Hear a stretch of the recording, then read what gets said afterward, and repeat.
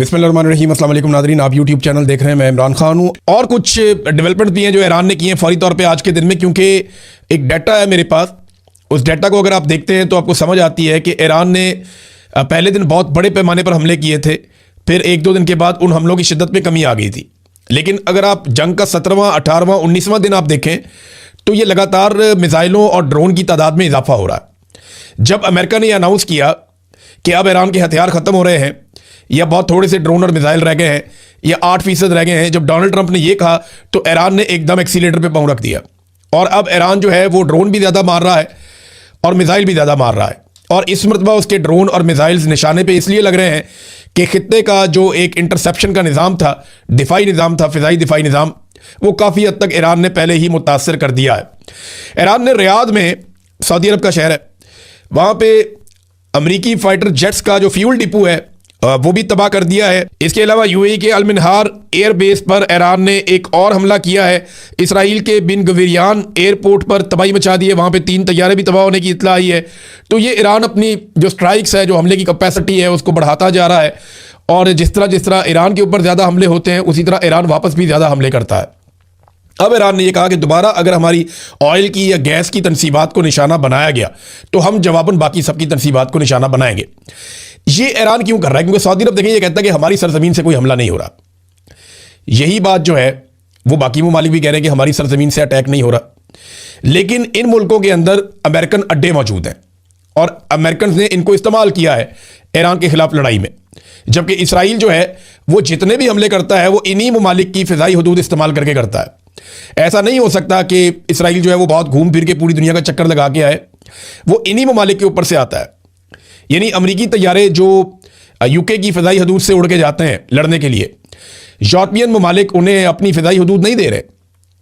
जो यूके से अमरीकी तैयारे, जेट तैयारे लड़ने के लिए आते हैं या हमला करने के लिए आते हैं, उन्हें यूरोपीय ममालिक अपनी एयर स्पेस तो नहीं दे रहे। ना स्विट्ज़रलैंड ने दी है, ना बाकी ममालिक दे रहे हैं। स्पेन वैसे ही बहुत खिलाफ हो गया है और फ्रांस ने भी जंग में शामिल ना होने का फैसला किया है।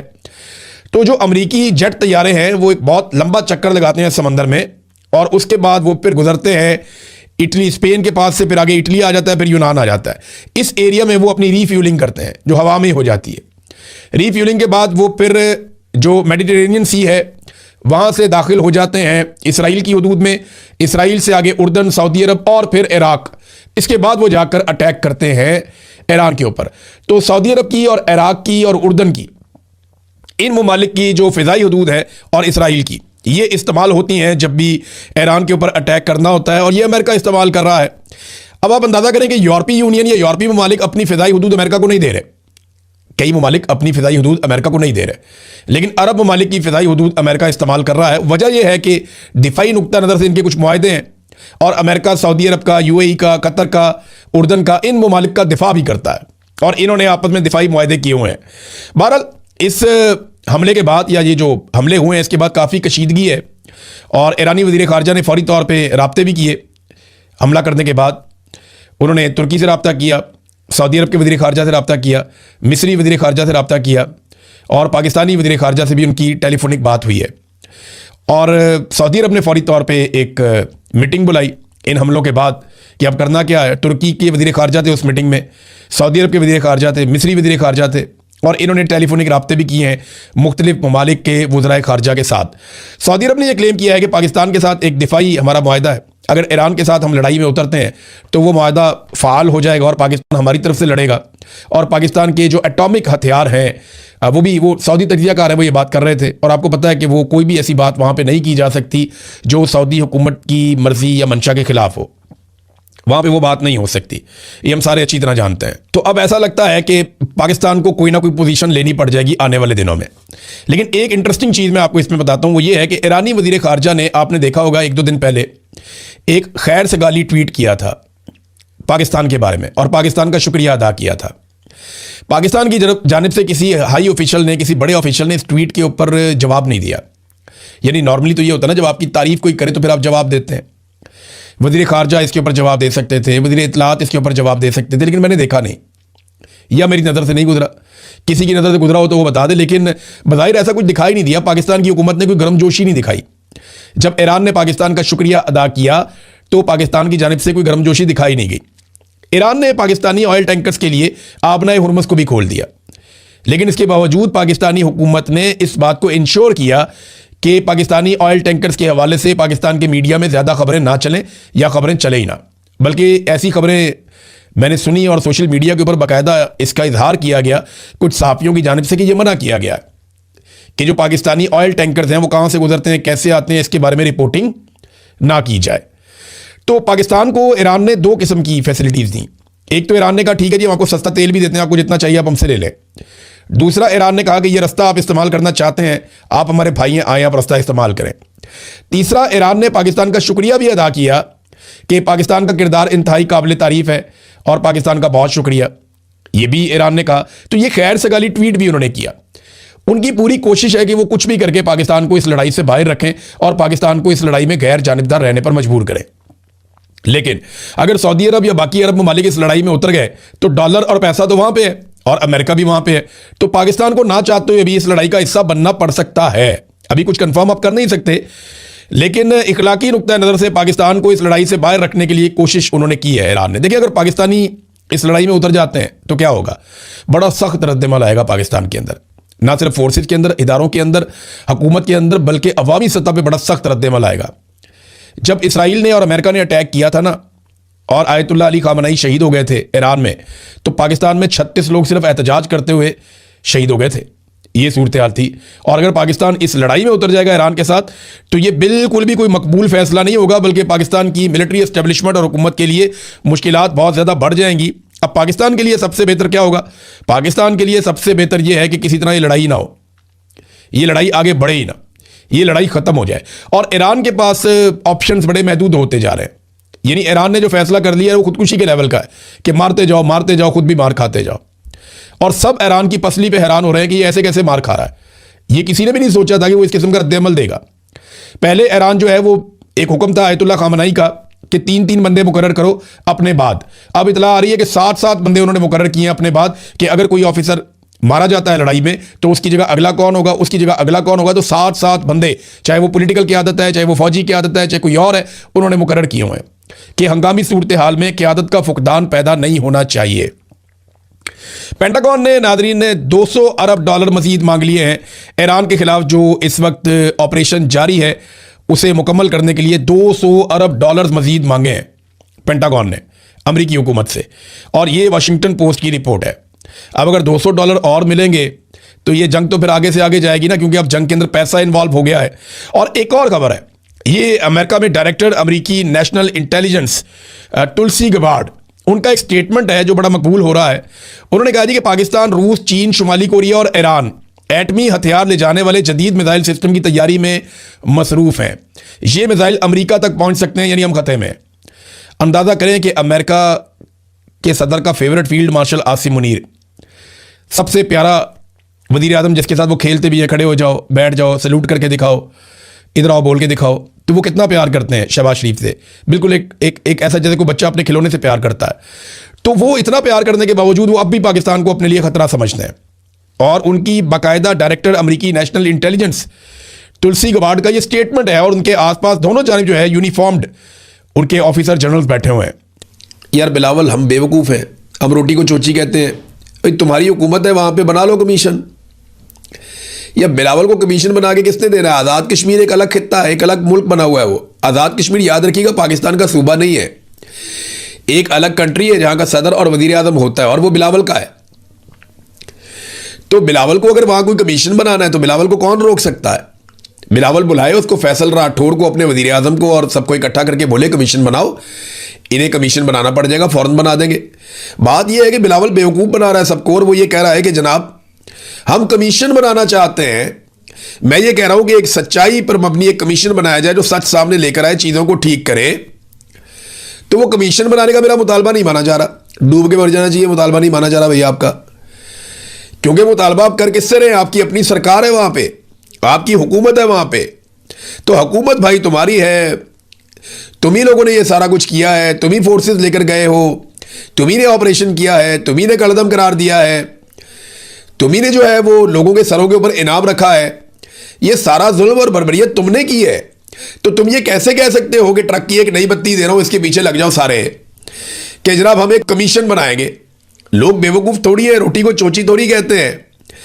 गुज़िश्ता चंद दिनों से ना एक और बड़ी अच्छी चीज़ मैं नोट कर रहा हूँ, बड़ी मुस्बत तब्दीली आई है कि नून लीग वाले और पीपल्स पार्टी वाले आज़ाद कश्मीर के मेरे भाइयों को या आज़ाद कश्मीर के लोगों को आजकल गद्दार नहीं कह रहे, वरना आज़ाद कश्मीर के लोगों को गद्दार कहा जाता था, शरपसंद कहा जाता था। जॉइंट अवामी एक्शन कमेटी के लोगों को कहा जाता था कि ये राव के साथ, इंडिया के साथ मिले हुए हैं और ये इंडिया से पैसे लेकर आते हैं। मैंने आपको बताया था कि इनको पैसे तो बरतानिया में जो ओवरसीज पाकिस्तानी है वो फंडिंग कर देते हैं, जैसे पाकिस्तान में पॉलिटिकल पार्टीज की फंडिंग होती है। तो ये क्योंकि बरतानिया के अंदर ही रहते हैं सारे के सारे बहुत बड़ी तादाद में, और बरतानिया से पैसा आता रहता है आज़ाद कश्मीर में, तो उसमें से इनको चंदा भी मिल जाता है। ये बात मैं आपको पहले बता चुका हूं। लेकिन राव फंडिंग करती है, नरेंद्र मोदी या अजीत डोभाल जो है वो फंडिंग करते हैं, वो नहीं है। ये झूठ है, सारा बकवास है, ऐसी कोई चीज़ नहीं है। थोड़े दिन पहले ये इनको इंडिया का एजेंट कह रहे थे, अब नहीं कह रहे। अब इसलिए नहीं कह रहे कि इन्होंने लोगों से वोटें लेनी है, और वोट लेने के चक्कर में अब ये कश्मीरियों पे गद्दारी के फतवे नहीं लगा रहे। हाँ, जब इलेक्शन हो जाएगा, जब बिलावल को और PMLN को ये हुकूमत बनाकर दे दी जाएगी, इन दोनों में से एक को देनी है, तो जब इनको हुकूमत बनाकर दे दी जाएगी तो उसके बाद दोबारा कश्मीरियों के ऊपर या ज्वाइंट अवामी एक्शन कमेटी के ऊपर फतवे लगाए जाएंगे। वो कहते हैं ना होगा बांस ना बजेगी बांसुरी। इनमें से किसी को भी 2/3 अक्सरियत नहीं मिलेगी, और वो यही कहेगा कि जनाब अगर मेरे पास अक्सरियत होती तो मैं आपके मुतालबात पूरे कर देता। ना होगा 9 मन तेल और ना ही राधा नाचेगी, ये यही कहेंगे बार बार। बाद में बिलावल भी ये कहेगा मैं बहुत अच्छा नाचता, मेरे पास 9 मन तेल नहीं है। अगर मेरे पास 9 मन तेल यानी मेरे पास अगर होती 2/3 अक्सरियत तो मैं जरूर आपको नाच नाच कर दिखाता। तो फिर वो एक और कहावत है कि नाच ना जाने आंगन टेढ़ा। आज पता नहीं क्यों मुझे इतनी कहावतें याद आ रही है। भारत ये तो है जनाब आज़ाद कश्मीर की सूरत हाल, लोग आगे बढ़ रहे हैं। अब आ जाए जरा खैबर पख्तूनख्वा में अलीमा खानम, वो एक एक करके अलग अलग इलाकों में जा रही हैं खैबर पख्तूनख्वा के, और खैबर पख्तूनख्वा के एक एक ज़िले में, एक एक इलाके में उन्हें अवाम बहुत अच्छा रिस्पॉन्ड कर रही है। बड़े पैमाने पर लोग निकलते हैं इमरान खान की बहनों के लिए, और उनकी दिलचस्पी इस बात में है कि किसी तरह इमरान खान साहब की रिहाई हो जाए, वो जेल से बाहर आ जाएं, और इसके लिए वो कोशिश करना चाहते हैं। अलीमा खानम ने मुख्तलिफ इलाकों में आज फिर, क्योंकि ये अब गई हैं एबटाबाद वाली साइड पे, बटग्राम में भी गई हैं और कुछ और एरियाज़ का भी विजिट किया, जहाँ पे भी गई बहुत बड़े पैमाने पे लोग वहाँ पे इकट्ठे हुए। तो अलीमा खानम ने कहा कि इनके भाई की रिहाई के लिए 5 अगस्त को फैसला कुन मार्का होगा। वो तो बड़े पैमाने पे एहतजाज कर, एक तरफ जनाब PTI कह रही है हम 5 अगस्त को जलसा करेंगे, अलीमा खान कह रही हैं कि जनाब हम अपने भाई की रिहाई के लिए 5 अगस्त को एक फैसला कुन मार्का करेंगे। अब ये दोनों की बातों में बहुत फ़र्क है। PTI एक दिन का शो करना चाहती है, जलसा करो निकलो बस, जज्बाती तकरीरें कर देंगे, 4, 5, 10 ऐलान कर देंगे। वो ऐलान के ऊपर अमल दरामद होना है नहीं होना बाद में देखी जाएगी, दिन निकल जाएगा, प्रेशर कम हो जाएगा। जैसे जब इमरान खान साहब की आंख खराब हुई तो इन्होंने इंडोर एहतजाज किया था, 4 दीवारी के अंदर बैठ के। लोग जब ठंडे हो जाएंगे तो फिर हम घरों को चले जाएंगे। लोग ठंडे हो गए, ये घरों को चले गए, कई महीने गुजर गए, कुछ भी नहीं किया। जैसे बजट पास करवाने की बारी आई तो वो भी करवा दिया, सारा कुछ करते हैं ये। मिलिट्री ऑपरेशन जिनके इमरान खान खिलाफ था ये खुद करवा रहे हैं हाथ पकड़ के। ड्रोन हमले जिनके इमरान खान खिलाफ था उसके खिलाफ एक भी FIR ये दर्ज नहीं कर पाए, कोई कार्रवाई नहीं कर पाए। अभी ये एक जलसा करेंगे, पहले इन्होंने स्टेडियम के अंदर रख लिया था, मुझे लगता है वहां पर भी इजाज़त नहीं मिली। अव्वल तो मैं उसके खिलाफ था कि यार आप इमरान खान पूरे मुल्क का लीडर है, आप स्टेडियम के अंदर उसको वापस धकेल रहे हैं। तो मेरे ख्याल में स्टेडियम की भी इनको इजाज़त नहीं मिली, और इन्हें कहा गया जनाब बाहर। मोहसिन नकवी साहब है ना, स्टेडियम्स के मालिक हैं, वैसे ही आपको पता है क्रिकेट उनके पास है, तो शायद इनको स्टेडियम की इजाज़त नहीं मिली। मोटरवे के पास कहते हैं खुला मैदान है, वहाँ पर अब हम करेंगे जलसा। ठीक है जी, करें जलसा, और जलसा करने के बाद बताएं आप करना क्या चाहते हैं, क्योंकि अवाम अब बहुत गुस्से में है। लोगों को ऐसा लगता है कि पाकिस्तान तहरीके इंसाफ को इक़्तिदार के लिए एक टोले ने इस्तेमाल कर लिया इमरान खान साहब की मकबूलियत को, और उसको जेल में छोड़ दिया बेचारे को, अकेले को। अलीमा खानम कहती है जी हम एक फाइनल मार्का करने जा रहे हैं 5 अगस्त को। अब जैसे जैसे दिन करीब आएंगे ना और चीज़ें क्लियर होती चली जाएंगी। नाज़रीन, एक और खबर है मेरे पास। ये खबर आप देखें, हम 11 अरब के जहाज़ को रो रहे थे कि जनाब 11 अरब रुपए का जहाज़ ले लिया पंजाब ने। ये पंजाब से गंदम जो गायब हो गई है ना, उसकी कीमत लगभग 400 अरब रुपए है। 400 अरब रुपए की गंदम पंजाब से गायब हो गई। हम रो रहे थे किसको? 11 अरब के जहाज़ को। आवे का आवे ही बिगड़ा हुआ है। ये गंदम कैसे मैनेज हुई, कहाँ गई, किधर गायब हो गई, किसी को कुछ पता ही नहीं है। ये लगभग 45 लाख टन गंदम थी, कहाँ गई? कोई जवाब नहीं मिल रहा, रिपोर्टें छप रही है, जवाब नहीं मिल रहा। सरकारी मुलाकातों के अंदर इन चीज़ों का इंकशाफ हो रहा है, लेकिन जवाब नहीं मिल रहा और गंदम के बहरान के अंदर शिद्दत आती चली जा रही है। ये जो इंकशाफात हुए हैं कि जनाब ये गंदम गायब हो गई, ये गंदम गायब कैसे हुई, किसने गायब की, कुछ पता नहीं चल रहा। बल्कि वफाकी हुकूमत और सूबों को रवा साल गंदम की खरीदारी पॉलिसी पर मुअस्सर अमल दरामद में मुश्किलात का सामना है और यह इंकशाफ हो गया कि पंजाब में गंदम की एक बड़ी मिकदार का रिकॉर्ड दस्तयाब ही नहीं है। 45 लाख टन गंदम गायब। इसको मनों में कन्वर्ट करें ना और फिर इसको 3500 से ज़रब दें जो सरकारी कीमत है गंदम की, ये 400 अरब रुपए की गंदम बनती है। और अभी जो गंदम हम इंपोर्ट करने जा रहे हैं, लगभग कोई 100 अरब की गंदम हम इंपोर्ट करेंगे अभी फिलहाल फौरी तौर पे। 10 लाख टन गंदम, 10 लाख टन 25 से मल्टीप्लाई करें तो मन बन जाते हैं। और फिर आप आलमी मंडी में कीमत देख लें, लगभग आपको 100 अरब रुपए की गंदम इंपोर्ट करनी पड़ेगी। महंगी गंदम आपको लानी पड़ेगी पाकिस्तान में। पाकिस्तानी किसानों का इस्तेहसाल हो रहा है, तबाह हो रहे हैं और हम दुनिया भर के किसानों को खुशहाल करना चाहते हैं उनकी गंदम खरीद के। हमारी गंदम कहां गई, कोई रिकॉर्ड ही नहीं है। जखीरा अंदोज ले गए, बस इतना कह देते हैं और जान छूट जाती है, उसके अलावा कोई इनके पास जवाब नहीं होता। एक और खबर नादरीन, पाकिस्तान ने सऊदी अरब के साथ दिफाई मुआहदा किया, फिर पता चला कतर के साथ भी हमारा दिफाई मुआहदा, और अब कुवैत के साथ भी पाकिस्तान एक दिफाई मुआहदा करने जा रहा है। कुवैत की जो सरकार है उसने इसकी मंजूरी दे दी है, लेकिन बतौर पाकिस्तानी मैं नहीं जानता। कैबिनेट के लोगों से बात हुई तो वो कहते हम भी नहीं जानते। MNA और MPs से, सेनेटर से बात हुई, उन्होंने कहा जी हम भी नहीं जानते। तो फिर कौन जानता है कि इन ममालिक के साथ आप किस नौइयत का कौन सा दिफाई मुआहदा कर रहे हैं? क्या पाकिस्तानियों का यह हक नहीं है कि जो इतना बड़ा दिफा पाकिस्तानियों ने अपना पेट काट काट के अपने खून पसीने की कमाई से खड़ा किया, इतनी बड़ी फौज खड़ी की, इतने सारे हथियार खरीदे पाकिस्तानियों ने, ये हथियार अगर किसी और जगह पे किसी और के लिए इस्तेमाल होने हैं, चाहे वो मुसलमान मुल्क हो चाहे गैर मुस्लिम मुल्क हो, तो पाकिस्तानियों को कम से कम इतना हक तो है कि उनको पता हो कि उनके हथियार और उनके फौजी कहां जा रहे हैं लड़ने के लिए और कहां इस्तेमाल होंगे। और उसमें पाकिस्तानियों की कॉन्सेंट भी शामिल होनी चाहिए अगर थोड़ी सी भी जमहूरियत आपके अंदर बाकी है तो।